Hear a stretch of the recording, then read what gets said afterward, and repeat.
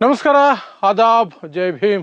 ನಾನು ನಿಮ್ಮ ಭಾಗ್ಯನಾರಾಯಣ ಬೊಗ್ಗವರಪು. ನೀವು ನೋಡ್ತಾ ಇದ್ದೀರಿ ಸುದ್ದಿ ಸರ್ಕಲ್. ಹೊರ್ಮುಜ್ ಸ್ಟ್ರೈಟ್ನಲ್ಲಿ ಆ್ಯಕ್ಚುಲ್ ಆಗಿ ಏನು ನಡೀತಾ ಇದೆ ಅನ್ನುವಂಥ ಅನುಮಾನಗಳು ಈಗ ಮೂಡ್ತಾ ಇದೆ. ಅದರ ಜೊತೆಗೆ ಮಹಾಕಾಳಗ ಶುರುವಾಗುತ್ತಾ.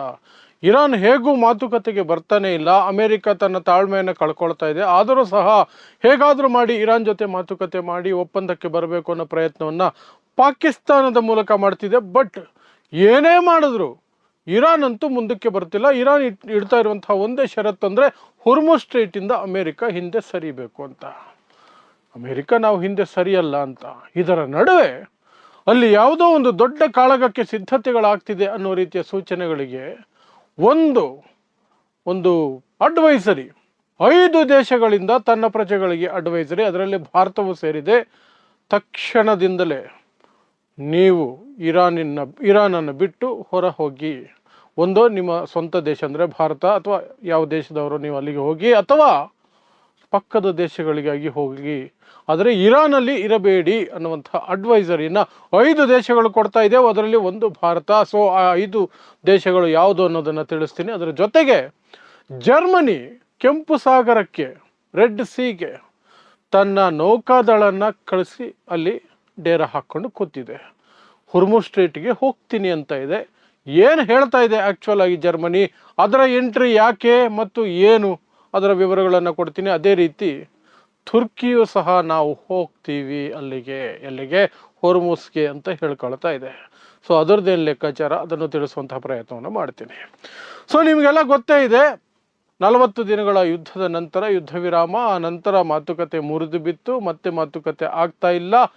ಹೇಗೋ ಅದು ಯುದ್ಧ ವಿರಾಮದಲ್ಲೇ ಹೋಗ್ತಿದೆ. ಸಣ್ಣ ಪುಟ್ಟ ಘಟನೆಗಳು ನಡ್ಕೊಳ್ತಿದೆ. ಆದರೆ ಇರಾನ್ ಏನು ಬ್ಲಾಕ್ ಮಾಡಿಟ್ಟಿತ್ತು ಹೊರ್ಮುಜ್ ಸ್ಟ್ರೈಟನ್ನು, ಅದು ಯುದ್ಧ ವಿರಾಮದ ಹಿನ್ನೆಲೆಯಲ್ಲಿ ಓಪನ್ ಏನೋ ಮಾಡ್ತು. ಆದರೆ ಅಷ್ಟರಲ್ಲಿ ಅಮೆರಿಕ ಅದನ್ನು ಬ್ಲಾಕೇಡ್ ಮಾಡೋಕ್ಕೆ ಶುರು ಮಾಡ್ತು. ಯಾಕೆಂದರೆ ಇರಾನ್ ತನಗೆ ಬೇಕಾದ ದೇಶಗಳ ಹಡಗುಗಳಿಗೆ ಮಾತ್ರ ಅವಕಾಶ ಮಾಡಿಕೊಡ್ತಿದೆ. ಹಾಗಾಗಿ ನಾವು ಇರಾನ್ನ ಹಡಗುಗಳಿಗೂ ಸಹ, ಅಥವಾ ಇರಾನ್ಗೆ ಹೋಗ್ತಿರುವಂತಹ ಇರಾನ್ನ ಮಿತ್ರ ರಾಷ್ಟ್ರಗಳ ಹಡಗುಗಳಿಗೂ ಸಹ ನಾವು ದಿಗ್ಬಂಧನ ಹೇರ್ತೀವಿ ಅಂತ ಹೇಳಿ ಅಮೇರಿಕ ತನ್ನ ನೌಕಾದಳವನ್ನು ಬಳಸ್ಕೊಂಡು, ಏರ್ಫೋರ್ಸನ್ನು ಬಳಸ್ಕೊಂಡು ಕಂಪ್ಲೀಟ್ ಬ್ಲಾಕೇಡ್ ಮಾಡಿಟ್ಟಿದೆ. ಆ ಮೂಲಕ ಒಂದು ಕಡೆ ಇರಾನ್ ಬ್ಲಾಕ್ ಮಾಡಿದೆ, ಇನ್ನೊಂದು USA ಬ್ಲಾಕ್ ಮಾಡಿದೆ. ಸೊ ಹೊರ್ಮುಜ್ ಸ್ಟ್ರೈಟಲ್ಲಿ ಸಂಪೂರ್ಣ ಸಂಚಾರ ಸ್ತಬ್ಧ.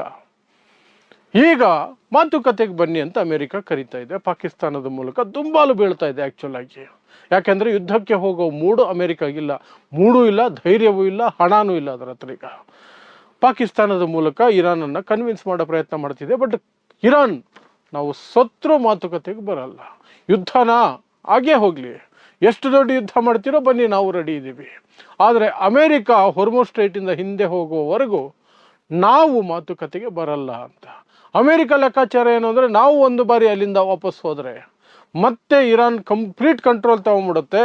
ಆ ನಂತರ ಇರಾನ್ ಆಡಿದ್ದೇ ಆಟ ಆಗುತ್ತೆ ಅನ್ನೋದು ಅಮೆರಿಕದ ಭಯ.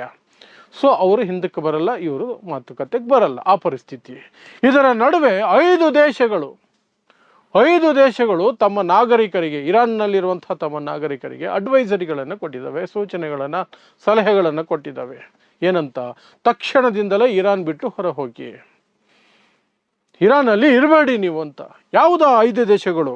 ಒಂದು ಭಾರತ, ಇನ್ನೊಂದು ಚೈನಾ, ರಷ್ಯಾ, ಬ್ರಿಟನ್ ಮತ್ತು ತುರ್ಕಿ. ಈ 5 ದೇಶಗಳು ತನ್ನ ಪ್ರಜೆಗಳಿಗೆ, ಇರಾನ್ನಲ್ಲಿರುವಂತಹ ತನ್ನ ಪ್ರಜೆಗಳಿಗೆ ಅಡ್ವೈಸರಿಯನ್ನು ಕೊಟ್ಟಿದ್ದಾವೆ.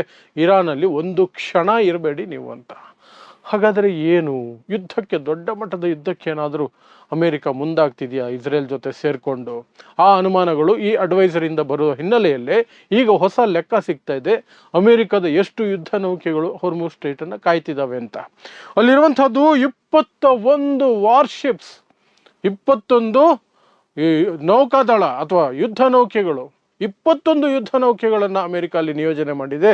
ಮತ್ತು 3 ಏರ್ಕ್ರಾಫ್ಟ್ ಕ್ಯಾರಿಯರ್ಸನ್ನು ಸಹ ಅಲ್ಲಿ ಇಟ್ಕೊಂಡಿದೆ, ಏರ್ಫೋರ್ಸ್ಗೆ ಹೆಲ್ಪ್ ಆಗೋ ಸರ. ಅಲ್ಲಿಗೆ ಅದು ದೊಡ್ಡ ಯುದ್ಧಕ್ಕೆ ಸಿದ್ಧತೆ ಮಾಡಿಕೊಂಡ ರೀತಿಯಲ್ಲಿ, ಆ ಪ್ರಮಾಣದಲ್ಲಿ ತನ್ನ ಸೈನ್ಯವನ್ನು ಅಲ್ಲಿ ನಿಯೋಜನೆ ಮಾಡ್ಕೊಂಡು ಇಟ್ಕೊಂಡಿದೆ. ಸೊ ಈ 5 ರಾಷ್ಟ್ರಗಳು ಕೊಟ್ಟಿರುವಂತಹ ಅಡ್ವೈಸರಿ, ಅಮೆರಿಕ ನಿಲ್ಲಿಸಿರುವಂತಹ ಅಗಾಧವಾದಂತಹ ಆ ಒಂದು ಹಡಗುಗಳ ಏನು ದೊಡ್ಡ ಫ್ಲೀಟು, ಇದು ಏನು ಅರ್ಥ ಕೊಡ್ತಿದೆ ಅನ್ನೋದೇ ಈಗಿರುವಂತಹ ಪ್ರಶ್ನೆ. ಅಂದರೆ ಅಮೆರಿಕ ದೊಡ್ಡ ಪ್ರಮಾಣದ ನಿರ್ಣಾಯಕವಾದಂತಹ ಒಂದು ಭೀಕರ ದಾಳಿಯನ್ನು ಇರಾನ್ ಮೇಲೆ ಮಾಡುತ್ತಾ. ಅದಕ್ಕೆ ಇರಾನ್ ಸುಮ್ಮನೆ ಇರುತ್ತಾ? ಸುಮ್ಮನೆ ಅಂತೂ ಇರಲ್ಲ. ಇರಾನ್ ಅಂತೂ ಪ್ರತಿದಿನ ಹೇಳ್ತಾ ಇದೆ, ನೀವು ಯುದ್ಧಕ್ಕೆ ಬನ್ನಿ, ನಾವು ಸಿದ್ಧವಾಗಿದ್ದೀವಿ, ನೀವು ಎಷ್ಟು ಹೊಡಿತೀರೋ ನಾವು ಅದಕ್ಕೆ 2 ಪಟ್ಟು ಜಾಸ್ತಿನೇ ಹೊಡಿತೀವಿ, ನಾವಂತೂ ಸೋಲಲ್ಲ, ಶರಣಾಗಲ್ಲ, ಎಂಥದ್ದು ಇಲ್ಲ, we are ready to fight ಅಂತ ಇರಾನ್ ಹೇಳ್ಕೊಳ್ತಾ ಇದೆ. ಇದರ ನಡುವೆ ಜರ್ಮನಿಯಿಂದ ಸುದ್ದಿ ಬರ್ತಿರೋದು, ಜರ್ಮನಿ ತನ್ನ ಯುದ್ಧ ನೌಕೆಗಳನ್ನು ರೆಡ್ ಸೀನಲ್ಲಿ ಬಂದು ನಿಲ್ಲಿಸ್ಕೊಂಡಿದ್ದಾರೆ. ರೆಡ್ ಸೀಯಿಂದ ಅವರು ಆ್ಯಕ್ಚುಲ್ ಆಗಿ ಮುಂದಕ್ಕೆ ಸುಯೇಜ್ ಕೆನಾಲ್ನ ಬಳಸ್ಕೊಂಡು ಹೊರ್ಮುಜ್ ಸ್ಟ್ರೈಟ್ಗೆ ಬರ್ತಾರಂತೆ. ಹೊರ್ಮುಜ್ ಸ್ಟ್ರೈಟ್ಗೆ ಬರೋದಕ್ಕೆ ಈ ಸದ್ಯಕ್ಕೆ ಬರಲ್ಲ, ನಾವು ರೆಡ್ ಸಿಯಲ್ಲಿ ಇರ್ತೀವಿ, ಆ ನಂತರ ಅವಶ್ಯಕತೆ ಬಿದ್ದಾಗ ನಾವು ಸುಯೇಜ್ ಕೆನಾಲ್ ಮೂಲಕ, ಸುಯೇಜ್ ಕಾಲುವೆ ಮೂಲಕ ಹೊರ್ಮುಜ್ ಸ್ಟ್ರೈಟ್ಗೆ ಬರ್ತೀವಿ ಅಂತ ಜರ್ಮನಿ ಹೇಳ್ಕೊಂಡಿದೆ.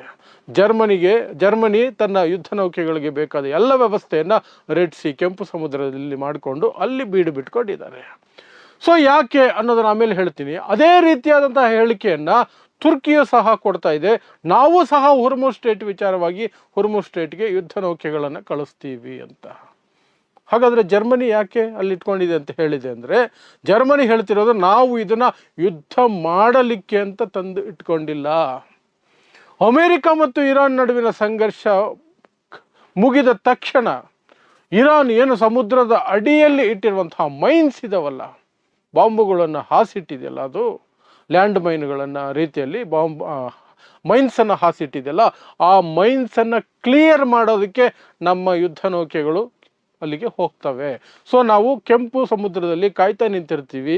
ಯಾವಾಗ ಅಮೆರಿಕ ಇರಾನ್ ನಡುವೆ ಒಂದು ಒಪ್ಪಂದ ಆಗಿ ಯುದ್ಧದ ಪರಿಸ್ಥಿತಿ ತಿಳಿಗೊಳ್ಳುತ್ತೋ ಆಗ ನಾವು ಹಡಗುಗಳನ್ನು ಕಳಿಸಿ, ನಮ್ಮ ಸೇನೆಯನ್ನು ಕಳಿಸಿ ಅಲ್ಲಿ ಕೆಳಗಡೆ ಹಾಕಿರುವಂತಹ, ಸಮುದ್ರದ ಅಡಿಯಲ್ಲಿ ಹಾಕಿರುವಂತಹ ಮೈನ್ಸನ್ನು ಕ್ಲಿಯರ್ ಮಾಡ್ತೀವಿ. ಆ ಕಾರಣಕ್ಕೆ ನಾವು ಅಲ್ಲಿಟ್ಟಿರೋದು ಯುದ್ಧಕ್ಕಲ್ಲ ಅಂತ ಜರ್ಮನಿ ಹೇಳ್ಕೊಳ್ತಿದೆ.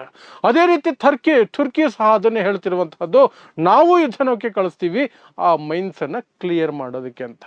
ಈ ಕಡೆ ಜರ್ಮನಿ ಮತ್ತು ಈ ತುರ್ಕಿ ಹೇಳ್ತಿರೋದು ಮೈನ್ಸ್ ಕ್ಲಿಯರ್ ಮಾಡೋದಕ್ಕೆ ನಾವು ಅವಕಾಶಕ್ಕೆ ಕಾಯ್ತಾ ಇದ್ದೀವಿ, ಅಮೆರಿಕ ಮತ್ತು ಇರಾನ್ ನಡುವೆ ಒಪ್ಪಂದ ಆದ ತಕ್ಷಣ ನಾವು ಎಂಟ್ರಿ ಕೊಡ್ತೀವಿ ಅಂತ ಅವು ಹೇಳ್ತಿರೋದು. ಅದನ್ನು ನೋಡಿದಾಗ ಯುದ್ಧ ಆಗಲ್ವೇನೋ, ಇನ್ನು ಯುದ್ಧ ಆಗಲ್ಲ, ಏನಿದ್ರು ಒಪ್ಪಂದ ಆಗುತ್ತೆ ಅನ್ನುವಂಥ ಮೈಂಡ್ ಸೆಟ್ಟು ಯೋಚನೆಗಳು ಬರುತ್ತೆ. ಆದರೆ 5 ರಾಷ್ಟ್ರಗಳು ಇದ್ದಕ್ಕಿದ್ದ ಹಾಗೆ ನೀವು ಇರಾನ್ನಲ್ಲಿ ಒಂದು ಕ್ಷಣ ಇರಬೇಡಿ, ಹೊರಗೆ ಬಂದುಬಿಡಿ ಅಂತ ತನ್ನ ಪ್ರಜೆಗಳಿಗೆ ಅಡ್ವೈಸರಿ ಕಳಿಸಿದೆಯಲ್ಲ ಭಾರತ ಸೇರಿ 5 ರಾಷ್ಟ್ರಗಳು, ಅಲ್ಲಿ ಆತಂಕ ಬರುವಂಥದ್ದು, ಏನಾದರೂ ದೊಡ್ಡ ದಾಳಿ ಆಗೋ ಸಾಧ್ಯತೆ ಇದೆಯಾ ಇರಾನ್ ಮೇಲೆ, ಅಥವಾ ಇರಾನಲ್ಲಿ ಬಹಳ ದೊಡ್ಡ ಯುದ್ಧ ನಡೆಯುತ್ತಾ ಅಂತ. ಸೊ ಗೊತ್ತಿಲ್ಲ, ಕಂಪ್ಲೀಟ್ ಕನ್ಫ್ಯೂಷನಲ್ಲಿದೆ.